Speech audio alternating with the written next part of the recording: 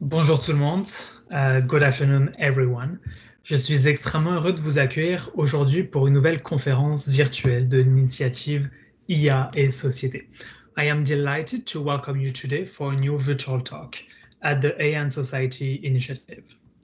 For those who don't know me, my name is Florian Martin Barito. I am an associate professor and the University Research Chair on Technology and Society at the University of Ottawa, where I am the director of the Center for Law, Technology and Society and of the AI and Society initiative. And our aim at the initiative is notably to build a better understanding and framing of the ethical, legal, and societal implications of AI by leveraging a transdisciplinary approach, notably to inform policymaking.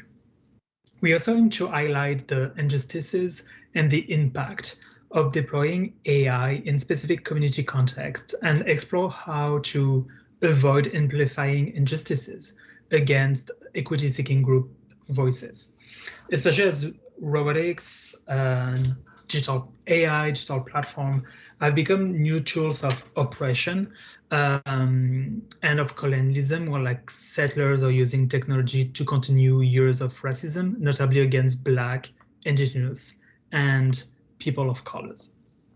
And for today's virtual talk, I am delighted to welcome Professor Ngozi Ogidebe from Cardozo School of Law, whose work explores the ways in which the use of predictive technologies in the criminal justice system impacts racially marginalized communities. And she will discuss one of her latest pieces on race, criminal reform, and the democratizing potential of algorithms. And for the conversation part, she will be joined by Ewan Stevens, who is a policy lead on technology, cybersecurity, and democracy at the Ryerson Leadership Lab, and also, and maybe especially in today's context, an LLM candidate within the University of Ottawa Research Chair in Technology and Society. And so without further ado, I will hand it over to Professor Ogidebe, and then Ewan will join you for the conversation. Good afternoon. Thank you so much, Professor Barito, for that introduction and for inviting me to speak at this initiative. And thank you, Yuan, for moderating the question and answer portion of this event. I'd also like to thank the organizers for all their work in putting this event together. And thank you all for attending. I'm really looking forward to the discussion. So as Professor Barito noted, my work explores the impact that predictive technologies used in the criminal legal system have on racially marginalized communities. And it's my pleasure to be with you all today and give this talk on race, criminal reform, and the democratizing potential of algorithms. Algorithmic systems are increasingly informing life-altering decisions in the criminal legal system. We see their use in policing, bail, sentencing, and parole in the United States. And this algorithmic turn is also taking hold in Canada. For instance, a September 2020 report produced by researchers at Citizen Lab laid out the kinds of algorithmic systems being used by law enforcement authorities throughout Canada. These algorithmic systems inform important life-altering decisions. They're often marketed as objective, neutral, and cost-saving solutions to the problem of inequity and bias in the criminal legal system. But in all cases, these algorithms tend to reproduce the inequities that their use was designed to reduce. And moreover, as I'm going to talk about today, the adoption, the construction, and the implementation of these algorithms, despite their reproduction of inequities, cannot be stopped, shaped, or influenced by the racially marginalized communities, as well as Indigenous communities that are most likely to be impacted by their usage. And this is because these algorithmic systems are democratically exclusionary to these communities. And as a way to unpack the unique harms caused by this democratic exclusion, my talk will focus on pretrial algorithmic governance in the United States. For clarity, I use the term pretrial algorithmic governance to refer to the adoption, construction, implementation, and oversights of algorithms used in the pretrial system. And though I'm focusing on pretrial algorithmic governance, the problems as well as the proposal I lay out in the talk and in my project and my work equally applies to criminal legal predictive technologies in use in the United States and in Canada. So the focus of my talk will be on how pretrial algorithmic governance is democratically exclusionary to racially marginalized communities. And in so being, it operates to impede efforts by these communities seeking to democratize the criminal legal system in order to dismantle the harms that the operation of the current system, including the pretrial system, has on their communities. And for the reasons I lay out in this talk, it is possible to redress the problem of democratic exclusion within pretrial algorithmic governance, but it requires a fundamental rethinking about who should have power to control the purpose and objective of pretrial algorithmic governance. Such a fundamental rethinking about power may be in tension and unreconcilable with the aims sought by proponents of algorithmic-based reforms. This itself may reveal a potential incompatibility between racial justice and the continuation of pretrial algorithmic governance. In terms of a roadmap, my talk is divided into 5 parts. First, I will discuss the rise of pretrial algorithmic governance. Then I will lay out the democratization of criminal law critique as it applies to the pretrial system. And this will give us a chance to talk about the racial justice call to democratize the criminal legal system for racially marginalized people. Third, I will discuss how pretrial algorithmic governance is democratically exclusionary to racially marginalized communities. Fourth, I will sketch out a proposal for addressing this problem, and I'll end by highlighting some of the ways in which my proposal is in tension with the aims sought by proponents of pretrial algorithmic governance. Every year, millions of defendants are subjected to a pretrial hearing that will determine if they are released before trial. For many, that determination will be affected by a pretrial algorithm. And this is because in the US, jurisdictions across the country are turning to these algorithms as a popular response to the problem of racialized mass pretrial incarceration. These algorithms tend to be risk assessment algorithms. They use a statistical method and information about a defendant to determine the probability that that defendant will fail to appear or will be arrested for a pretrial crime if released pending trial. And on the PowerPoint slide, I show the factors considered by one of these pretrial algorithms, public safety assessment, which is a popularly used pretrial algorithm in the United States. The risk scores or predictions produced by these algorithms are used as a factor for determining a defendant's eligibility for pretrial release, as well as for determining pretrial release conditions. The increased use of pretrial algorithms is part of a growing movement to use data-informed predictive technologies purportedly designed to redress racial and socioeconomic inequities that have ushered in racialized mass incarceration. And the pretrial system is part of the story of racialized mass incarceration. Bail determinations are more predicated on a defendant's race and socioeconomic status than on their risk to public safety or to the administration of the criminal legal system.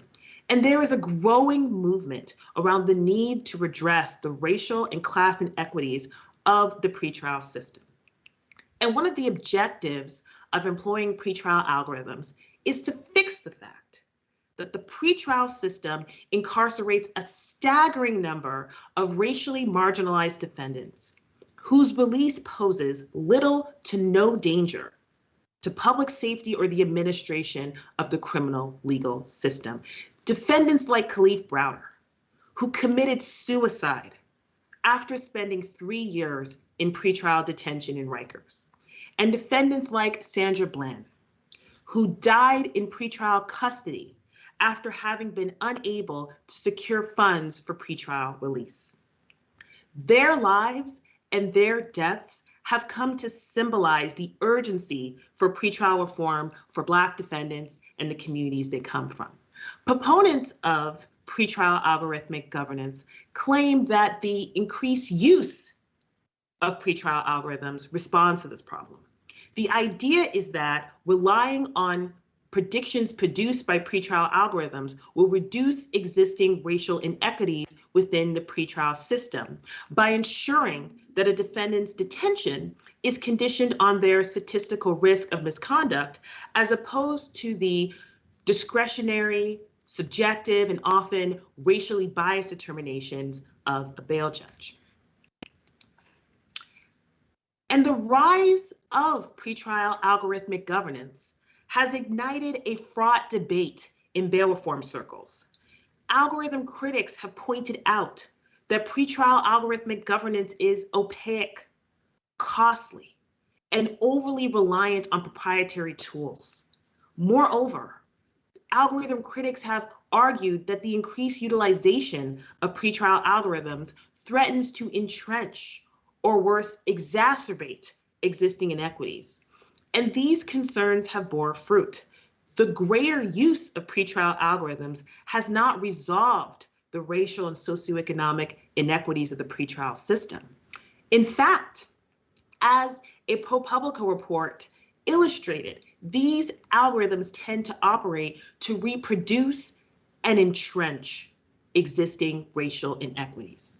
And this is because these algorithms tend to overestimate the riskiness of racially marginalized defendants while underestimating the riskiness of white defendants.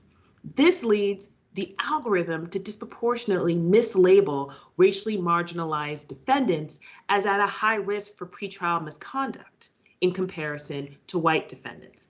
And on the slide, you'll see that I've included photos from the ProPublica report showing this racial inequity in risk classification and risk scores assigned.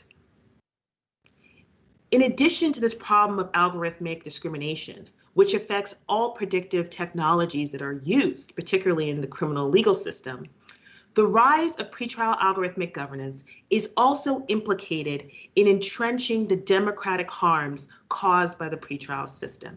And to discuss this, I will turn to focus on the democratization of criminal law critique. So I've noted that pretrial algorithmic governance is on the rise. And as we see the rise of pretrial algorithmic governance, we are also seeing a growing racial call advocating for the democratization of the criminal legal system for racially marginalized people. And this call is connected to a critique about how the pretrial system and the entire criminal legal system is democratically exclusionary to the vulnerable racially marginalized communities that come into contact with it. Additionally, the critique is directed at how the criminal legal system is anti-democratic. And this is because the disproportionate operation of the criminal legal system in communities of color has the effect, as Dorothy Roberts has noted, of adversely impacting the ability of members from these communities to participate in democratic structures and to exercise full political citizenship.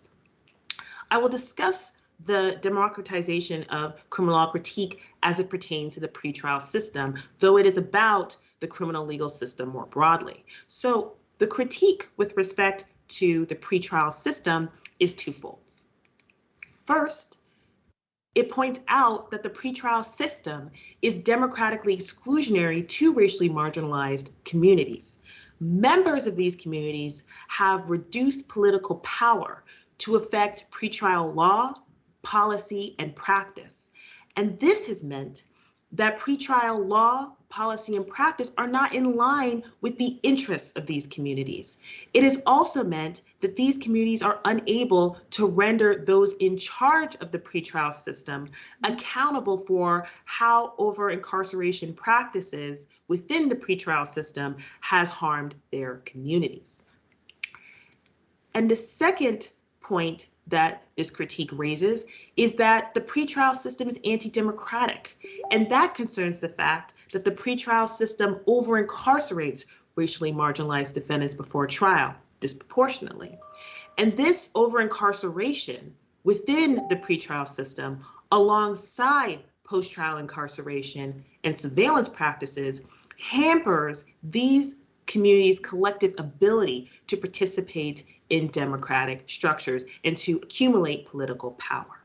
So, to address these dual problems stemming from the fact that the pretrial system is democratically exclusionary and hinders these communities' exercise of their democratic rights, those in the democratizing movement call for the criminal legal system, including the pretrial system, to be democratized for racially marginalized people.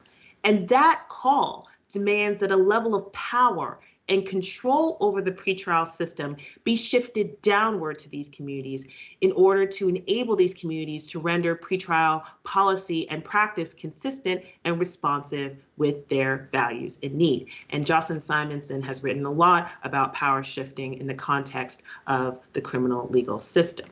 So this brings us back to pretrial algorithmic governance. Pretrial algorithmic governance, as it's currently employed, has not reckoned with the democratization of criminal law critique. Moreover, it has operated to reinforce the democratic exclusion and the democratic harms that vulnerable, racially marginalized communities face in the pretrial system. And it does so in 4 critical ways. First, jurisdictions regularly adopt these algorithms in opaque ways without input from racially marginalized communities. Second, these communities are completely shut out of the algorithmic construction process. This has meant that the data and factors that these algorithmic systems use have not been subject to community scrutiny. And in addition to the exclusion of these communities in algorithmic construction, these communities are generally not even consulted about pretrial algorithmic governance. This is due to, again, the opaque nature in which these algorithms are adopted. And moreover, in the rare cases that there are public hearings and the public is given the opportunity to express their views about impending pretrial algorithmic governance, in those situations, the participatory systems that are set up tend to be unresponsive to those who oppose pretrial algorithmic governance, particularly those hailing from racially marginalized communities devastated by the carceral state. Even if participatory systems are set up specifically to solicit feedback from these communities, they are set up in such a way to ensure that the final say over the pretrial algorithm's purpose, input, and determinativeness in a pretrial hearing resides primarily in the hands of the enacting jurisdiction and not in the hands of the community. Now, there are important consequences to the fact that pretrial algorithmic governance is both democratically exclusionary and anti-democratic to these communities. First, the democratic exclusion of racially marginalized communities within algorithmic governance impedes their efforts to change and dismantle the ways in which the pretrial system promotes their subordination. Thus, it is one more barrier that prevents these communities from having a mechanism to influence how the pretrial system operates in their communities. And second, this democratic exclusion results in denying members of these communities with the agency to contest the continued use of algorithms such as Compass and PSA that are currently implicated in the reproduction of racial inequities and the over-incarceration of their community members within the pretrial system. So this means that this democratic exclusion prevents these communities from being able to collectively resist the algorithms that are harming their political, social, and economic livelihood while threatening their physical safety with the prospect of pretrial incarceration. And finally, to the extent that these communities may be open to participating in pretrial algorithmic governance, this democratic exclusion forecloses this prospect. It ensures that the creation and implementation of algorithms destined for use in the pretrial system are developed without the input, without the insight, and without the expertise of the communities directly affected by the pretrial system. And these are insights that, if incorporated, could provide an avenue to dismantle the racial effects of currently employed algorithms. It could even provide an avenue for the creation of anti-racist algorithms, but the democratic exclusion problem forecloses this prospect. The combination of these consequences results in an iteration of pretrial algorithmic governance tethered to the maintenance of carceral culture and racial stratification.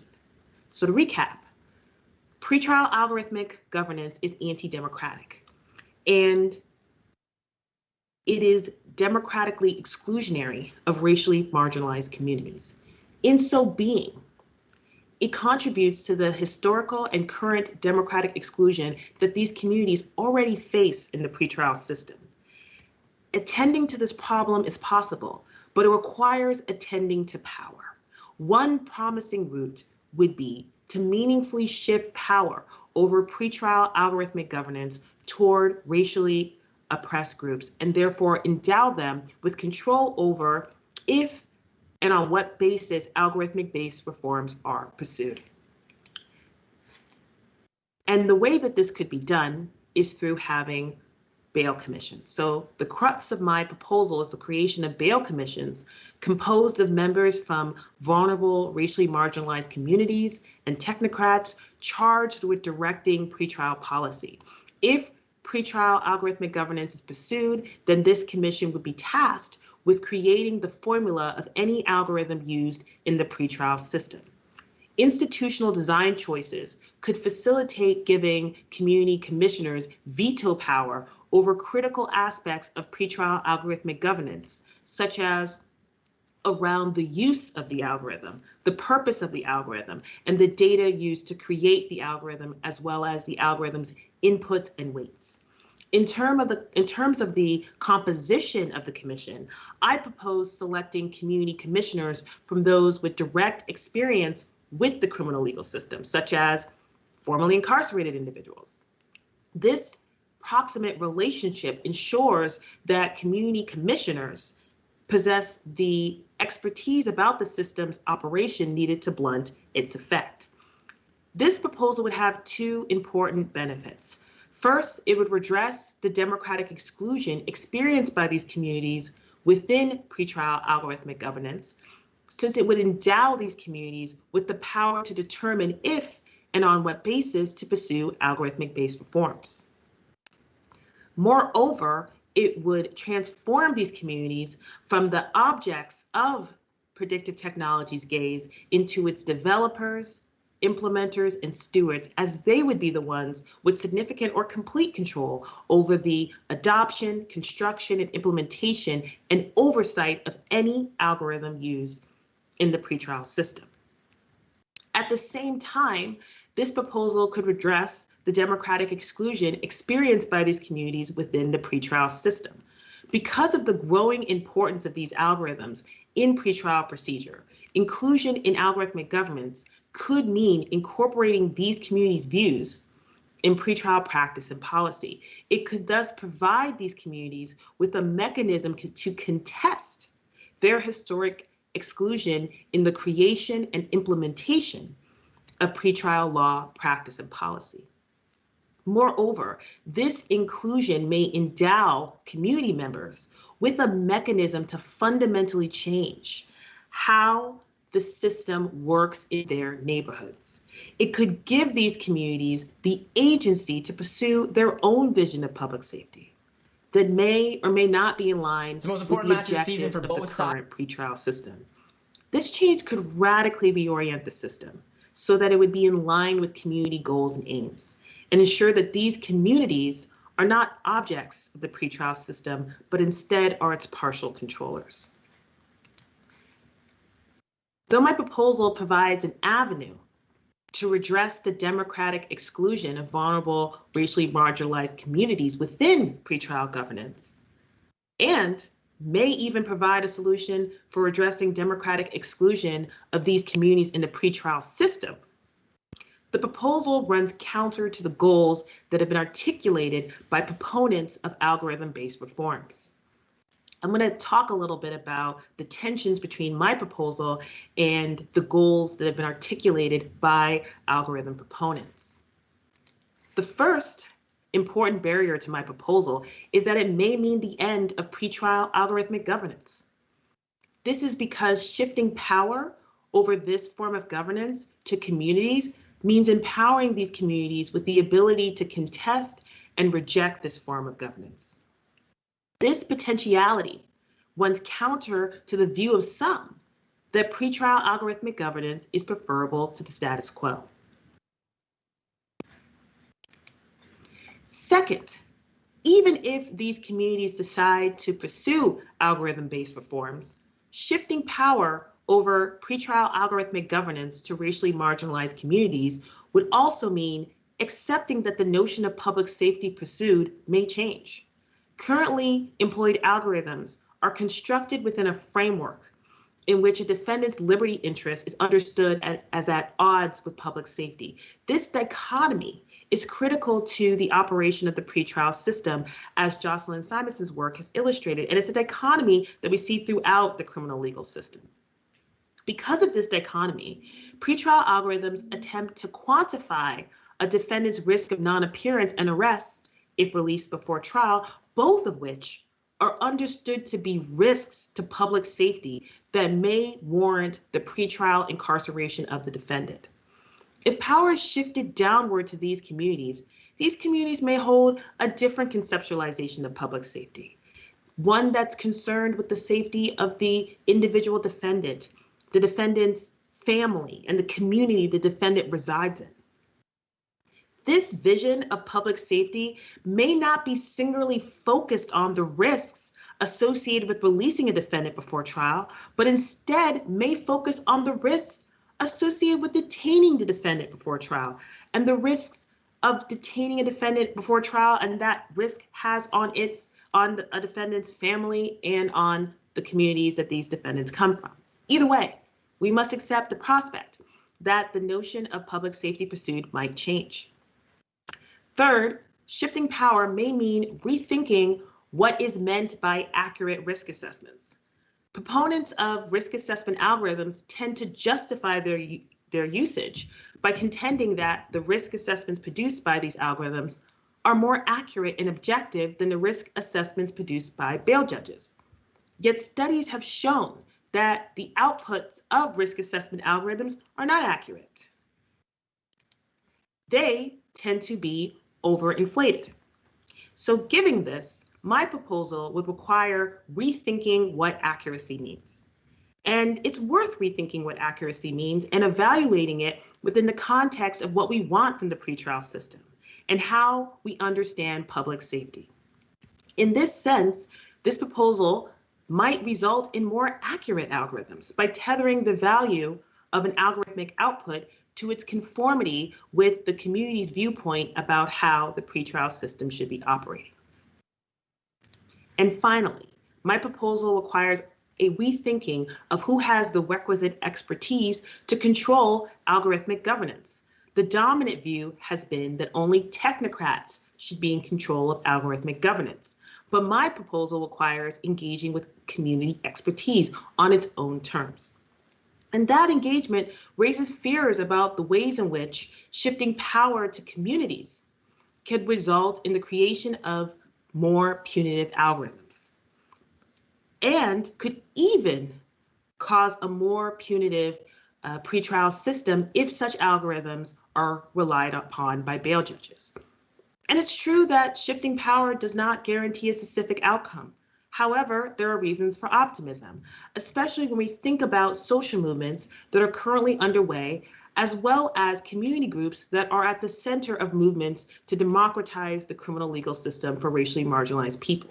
Moreover, given the racist and classist quality of the algorithms in use, it's worth making this shift. The changes that I've just mentioned would be fundamental and have the capacity of radically reorienting the pre-trial system and also radically reorienting pretrial algorithms. At the same time, that radical reorientation may not be compatible with the vision of bail reform that's currently underway with our current iteration of pretrial algorithmic governance.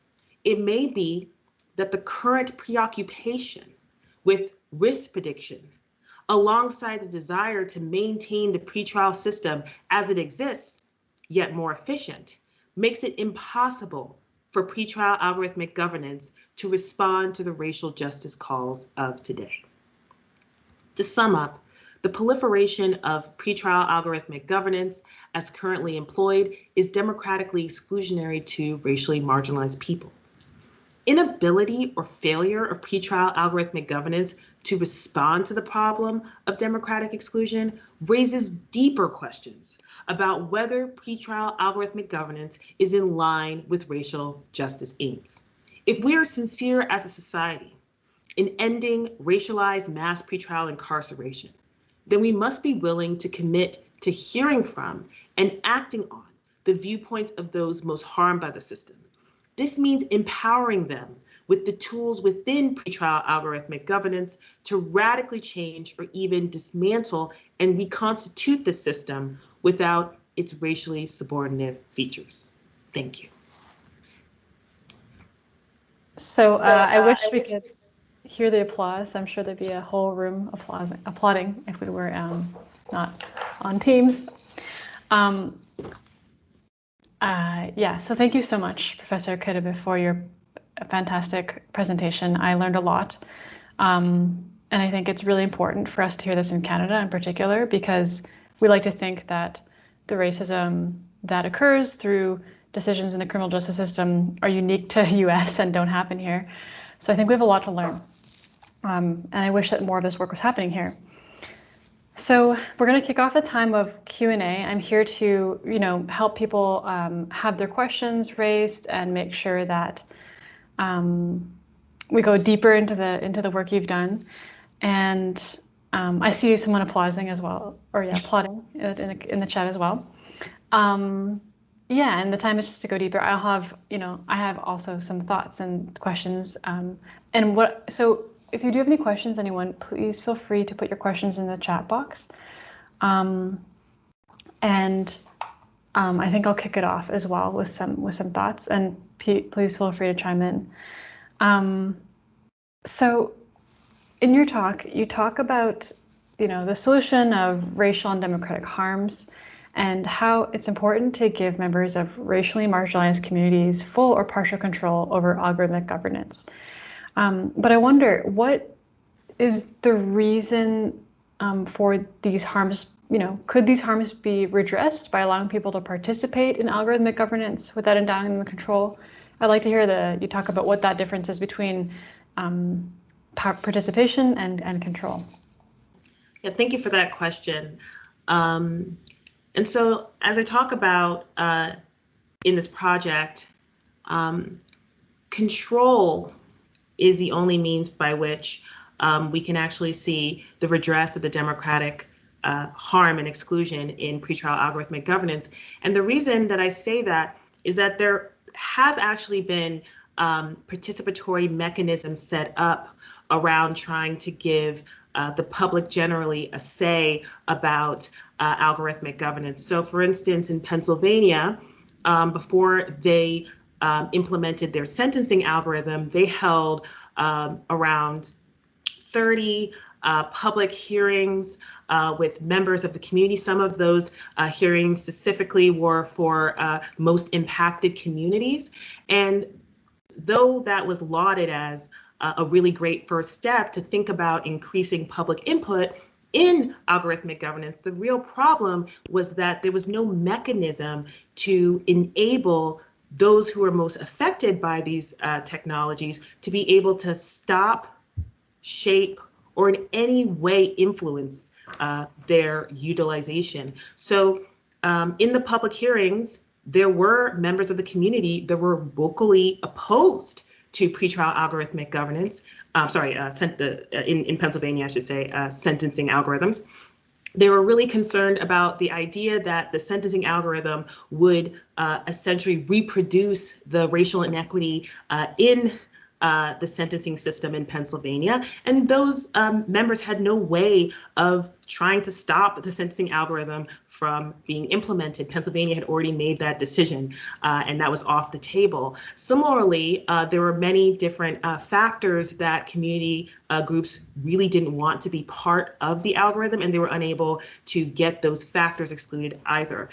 So that's the reason for which I find that participatory systems, yes, it's great they give a say to these communities, but by not enabling them to really blunt how these technologies can be racially disparate, or even just not have these technologies, is a real problem. And I also worry about the fact that when you have a participatory system set up that allows for these communities to participate, but doesn't give them any control over how the algorithm is implemented, what happens is it seems as though the algorithm has now been implemented with community approval, right? So in some ways it can launder a lot of the concerns that these community groups have and make it seem like, oh, look, this is an algorithm that has community approval, even though the community itself is quite opposed to it. Mm-hmm. Yeah, that makes a lot of sense. The difference between, merely involving someone and saying you can weigh in, but then actually giving them the means of control that decides how it's used, when it's used. That sounds like the difference you're making. And yeah, so for audience members, please do feel free to weigh in, because we want to make sure that if you have any questions that Professor Okedibe answers them. The chat button is at the very top. It looks like a little chat bubble. But of course, I have questions too. So in the meantime, I actually wonder as well, you just talked about this Pennsylvania example, which seems like an example of something a government trying to involve people who will be most impacted by the use of pretrial, or in this case, sentencing algorithms. Are there other models or examples of governments trying to include people? And are there any that have done this well? Are there bail commissions? Are there other governments trying, but maybe not doing well enough? I'd be curious to hear about what you've seen in your research on that. Thank you for that question. It's really interesting because Pennsylvania has gone the furthest by having these public hearings. So it was the first jurisdiction to do that, and there hasn't been a jurisdiction that's followed suit. Other things we've seen is, for instance, in New York City, there was a task force that was tasked with figuring out whether there were racial inequities as well as other inequities with algorithms that were being used in New York City generally.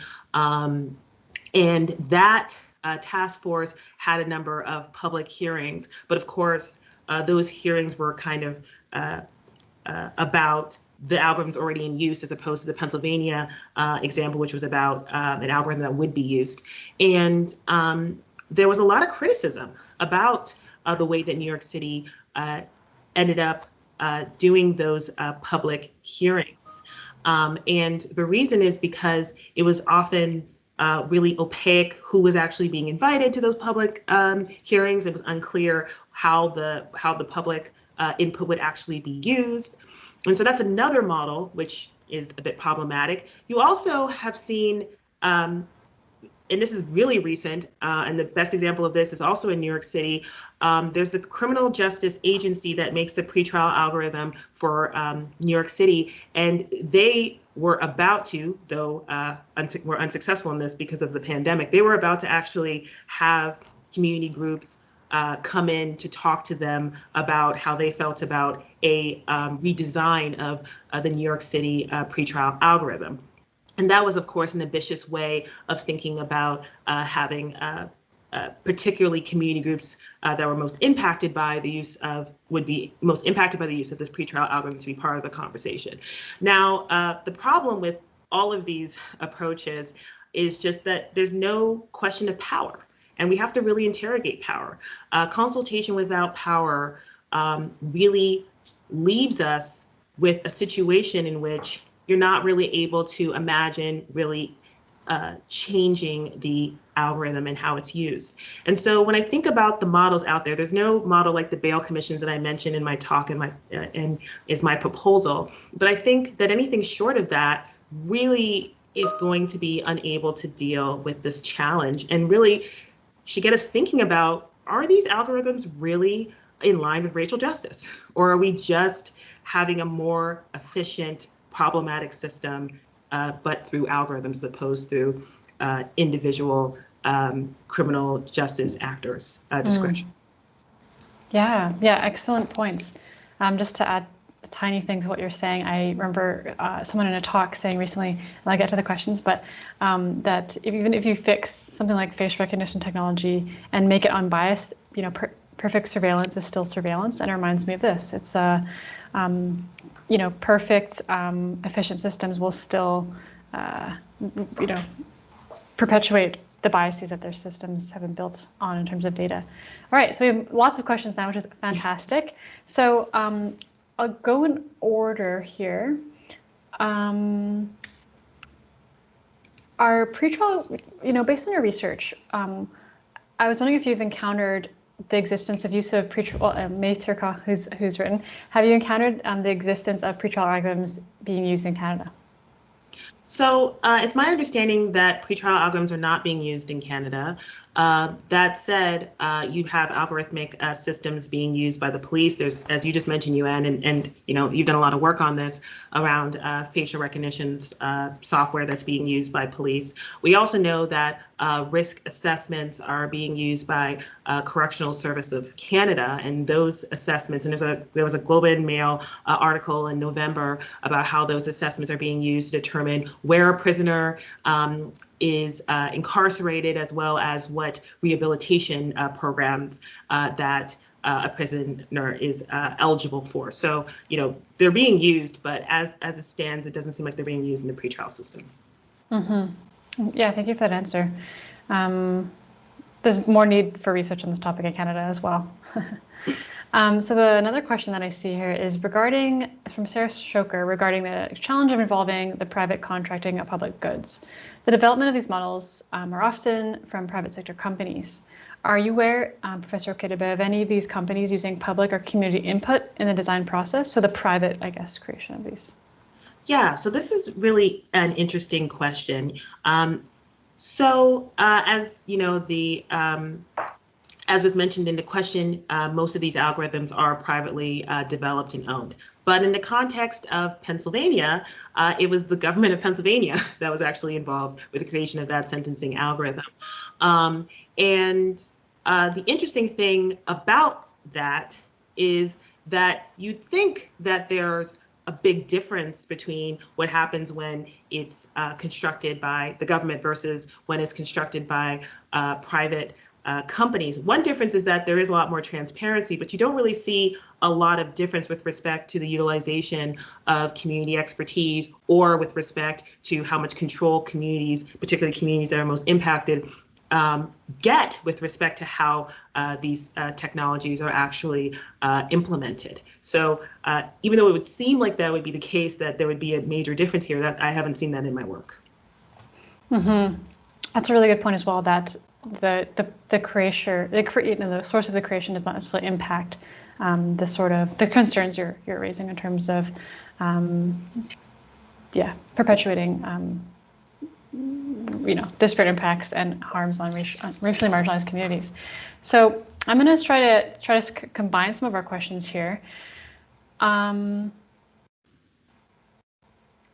one question we have, are there examples of community groups sharing knowledge and concerns about issues on algorithms across the country, or is it often done by state organizations? Sorry, can you please repeat that? I don't know why I just cut off for a second on my part. Yeah, so the question is, are there examples of community groups that share knowledge and concerns about issues and algorithms across the country? So the idea that there's momentum building, or maybe people who are communicating about these issues in the communities themselves, or is the issue of algorithmic governments coming from state organizations, if I understood the question correctly? Okay, so in the United States, there's just so many community groups that are talking about algorithmic governance. There's even, for instance, you have Data for Black Lives, which is actually a group that's even looking at creating new kinds of data. You have Detroit Community Technology Project. There's a Community Justice Exchange, which is a group of community groups that are actually looking to figure out ways specifically of how community groups can become included in pretrial algorithmic governance. So community groups are sharing knowledge about how these systems are working. They're trying to figure out ways to either abolish them or become involved in algorithmic governance. So it's not just a question of state organizations. And that's one thing that is really important and is part of my proposal. There are community groups in all the jurisdictions that are using these technologies that have a lot of expertise about these technologies, know about these technologies, want to figure out a way to either abolish them or to create a version of them that is anti-racist, but they're not given the opportunity to be part of algorithmic governance. So, so that's a really great question. I really appreciate it. Mm-hmm. Yeah, so I do see as well that the time is slowly running out, and and I wanted to make sure we use our time well, and I'll combine some of the questions. So I understand sort of the theme of some of the questions that I see that are unanswered. How applicable are your findings to other algorithmic systems? And then another question that is related but different is, what should be the characteristics for people who would be on bail commissions, or people who are on commissions deciding when and how algorithmic governance systems should be used? Yeah, so my focus has been on criminal legal predictive technologies, and the reason for which it's been about that is because of the ways in which these technologies end up in many ways presenting barriers to the space for democratic participation that already exists in the criminal legal system. So for instance, in the United States, bail judges are, in some jurisdictions, are elected, and that could mean that a community could express its preference towards one bail judge versus another. But when you have these algorithms and how they're implemented, you don't have a similar democratic process. So and then also, even in situations where bail judges are appointed by the legislature, the everyday person can, vote for a legislature. Now, there's always a problem, of course, of the fact that members from most impacted communities have reduced political power to do that, which is a major problem here.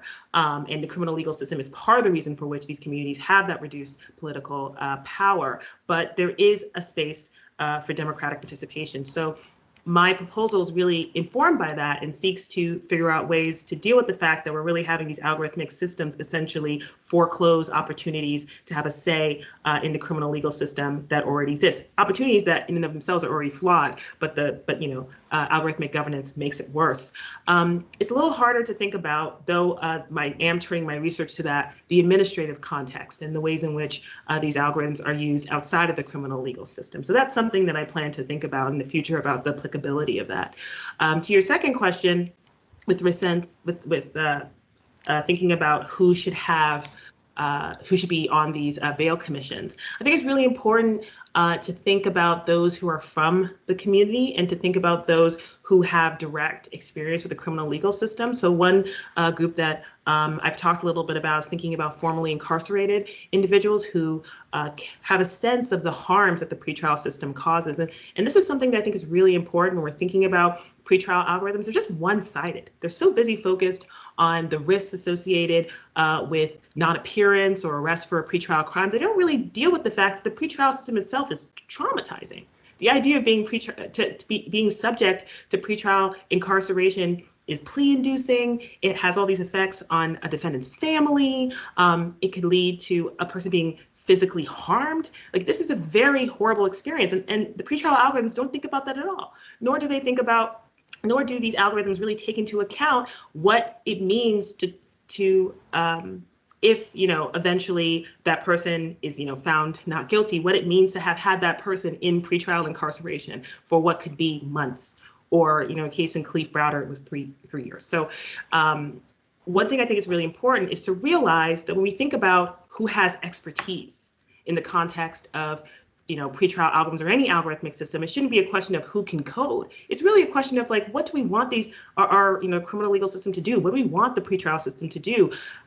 What is public safety? What does it mean to ensure that we're actually furthering public safety for all, not just for some? And so formerly incarcerated people are a group of people who really have had that experience of what the criminal legal system can do, not only to themselves, but to their families and to their communities. So I think it's really important to have them have a say as to what these algorithms look like.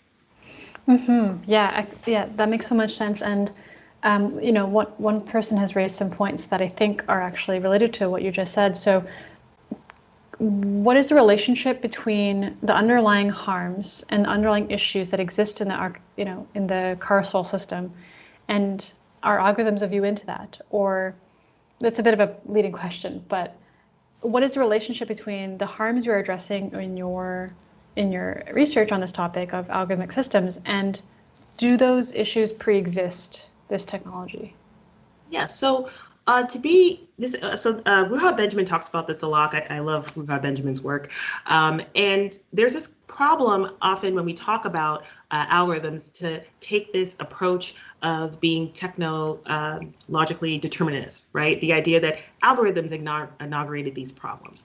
Algorithms did not inaugurate this problem, right? If anything, the real problem is that the pretrial system is filled with racial inequities, supports racial stratification, and because of its disproportionate effect on communities of color, essentially all the harms that the pretrial system causes is essentially concentrated in those communities, and alongside with post-trial incarceration operates to harm the economic, democratic rights of these members of these communities. So I think it's important to understand that any technology that is implemented, unless it's implemented with the view of being intentional and thinking through what we want it to do, will just replicate that system, or in some cases exacerbate it or make it worse, right? So pretrial algorithms are just essentially adding on to what is a system that is classist and racist. And so when we think about it that way, it becomes easy to see that there's no real reason to think about pretrial algorithms as it currently exists as being a way to get to racial justice, when we're not intentionally thinking about how to make this system not just replicate the racial status quo. Mm-hmm. Yes, you confirmed my hunch that the systems we're talking, or the issues we're talking about, pre-exist algorithmic systems and their use in criminal justice, and they can of course replicate that and even exacerbate those harms. So I think this will be my last question. So I'll draw an audience as well for this. I'll try to summarize it in a way that makes sense to me, but what does the decision-making process look like for the Bail Commission?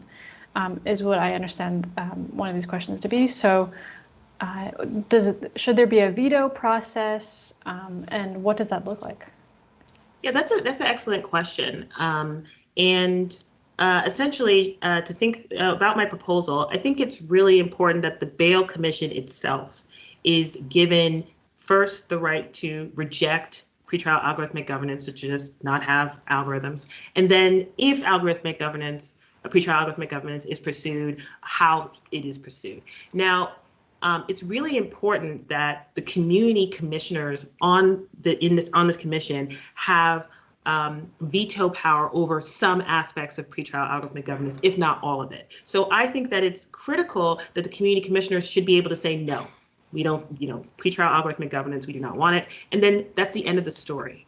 And the reason that I think that that's really important is because we really need to have a system to be able, for communities that do not want algorithmic governance, to be able to reject it. And to be very clear, not all most impacted communities want to reject pretrial algorithmic governance. Some would want inclusion in it and would like to shape it because they could see it as being subversive. But for those that don't want it, they should be able to have that veto power. So institutional design choices are going to have to vary by jurisdiction and really have to be informed by the communities themselves. I mean, communities have been really thinking through this question of what the pretrial system should look like, what the criminal legal system should look like, everything from abolition to just a completely different system. And so I don't want to prescribe that this is exactly how this commission would look like. It would have to be in consultation with those communities. But one thing that's really important is to think through how decisions, at least within respect to the institutional processes, some of them can be vetoed by community commissioners. Mm-hmm. Yeah, and in so doing, you would and by constructing that with the community, you would actually be modeling the democratic power you want them to have as well. Mm-hmm. Thank you so much. I think that sadly we have to stop the conversation here. I see that it's already like 1 p.m. But yeah, thank you so much, Professor Okidebe, for your talk, for your ideas, your comments, and thank you so much, like Yuans, for facilitating that conversation. And as you rightly like mentioned from the get-go, even though like the talk and so your paper is based like on the US system, there is a lot of lessons and ideas that we can like look at, you know, in the Canadian context, and to address some of the issues that we're having right now within our justice system and against like marginalized communities. So thank you so much, and thank you for all the to all the attendees for like the great questions. Sadly, we're not able to discuss like all of them, but we're gonna save the chat because maybe that would be interesting for our speakers today.